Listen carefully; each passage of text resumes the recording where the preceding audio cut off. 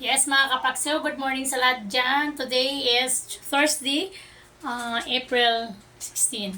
Kahapon yung sweldo, ngayon, ubus na. Ngayon lang ang buhay ng tao. 15 days ka maghintay, isang araw mo lang gastusin. Minsan nga ay oras lang, ubus na ang sweldo sa loob ng 15 araw.